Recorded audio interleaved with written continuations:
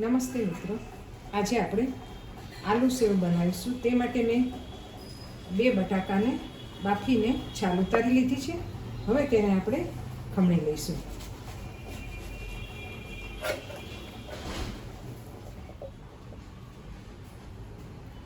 બંને બટાકાને છોલી લીધા પછી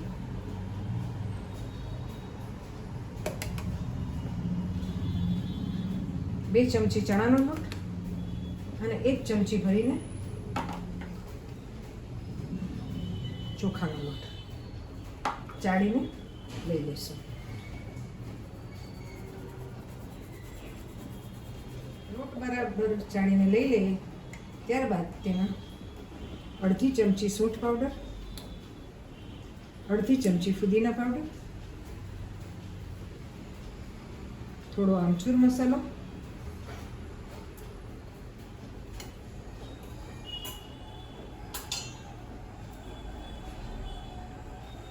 થોડો હિંગ પાવડર, સ્વાદ અનુસાર મીઠું,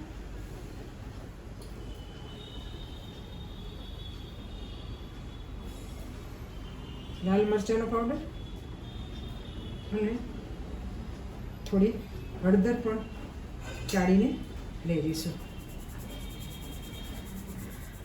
ચાળેલો મસાલો, લોટ, બાફીને છીણેલા બટાકા બધું બરાબર મિક્સ કરી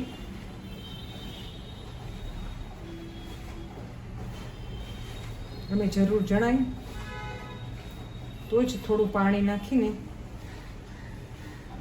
નરમ લોટ બાંધી લો.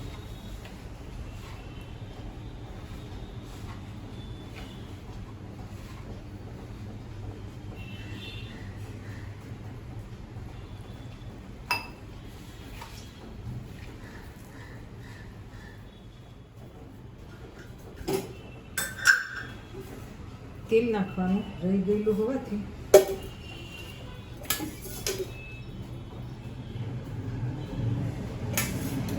નાની 2 ચમચી જેટલું તેલ પણ નાખીને લોટને બરાબર મિક્સ કરી લઈએ. લોટ બંધાઈ ગયેલો છે. તેને થોડી વાર મસળી અને લીસો કરી લઈએ. ત્યારબાદ આપણે તેને ગાંઠિયાના મશીનથી ઝીણી સેવ બનાવીશું.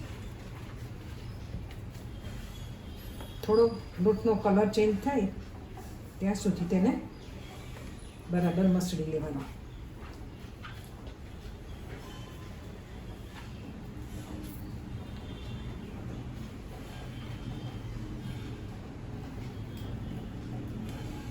કઠોળમાંથી બધો લોટ ભેગો કરી લેવાનો.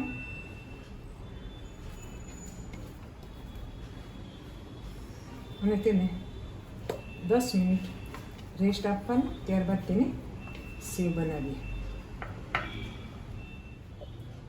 તેલ લોયામાં રાખીને ગેસ પર મૂકી દીધું છે અને આ જાળી લેવાની ઝીણી સેવની. તેલ હજી બરાબર નથી થયું. સંચામાં પણ તેલ લગાવી અને લોટ મૂકી દેવાનો.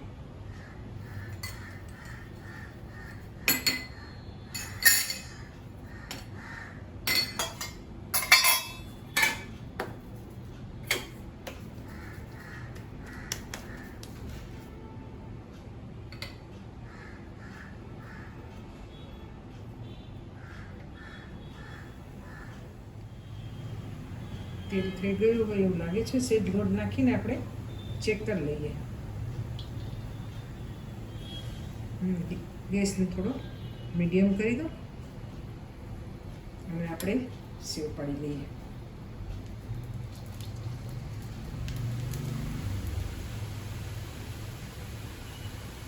થોડી સેવ પડી જાય એટલે સંચાને ઊંધો ખોલી નાખવાનો, એટલે આપણી સેવ વધારે નહીં પડે.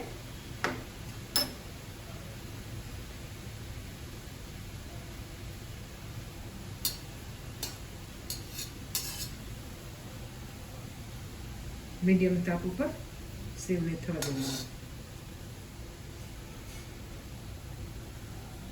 નહીંતર એક બાજુ વધારે થશે અથવા તો જલ્દી બળી જશે.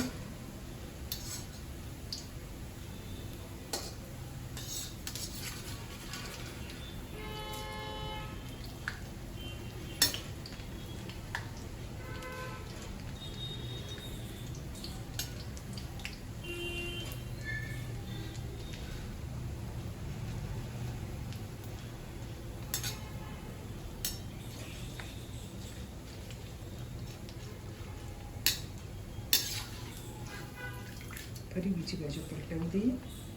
બંને બાજુ સરસ થઈ જાય તળાઈને ત્યાં સુધી તેને તળી લઈએ.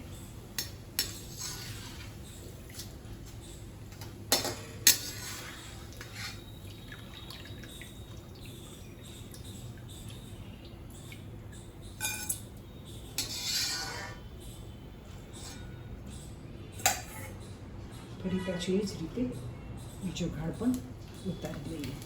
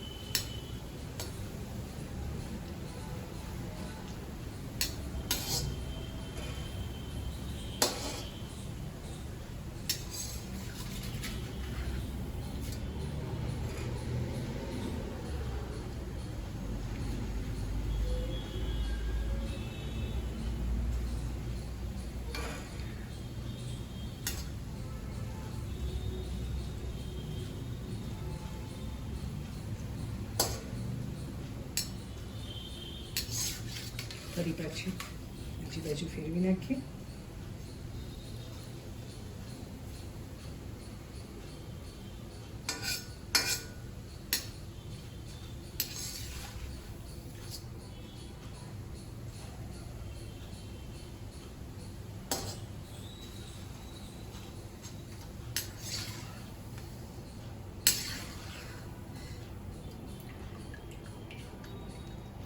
તો મિત્રો આપણી આલુ સેવ બની અને તળાઈને તૈયાર છે. હવે એને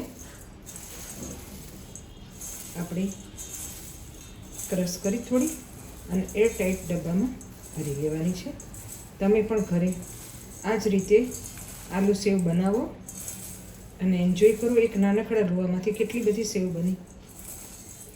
તો મિત્રો ફરી મળીશું નવા વિડીયોમાં. ત્યાં સુધી મારો વિડીયો જોવા બદલ દરેક દર્શક મિત્રોનો ફરીથી ખૂબ ખૂબ આભાર. આવજો.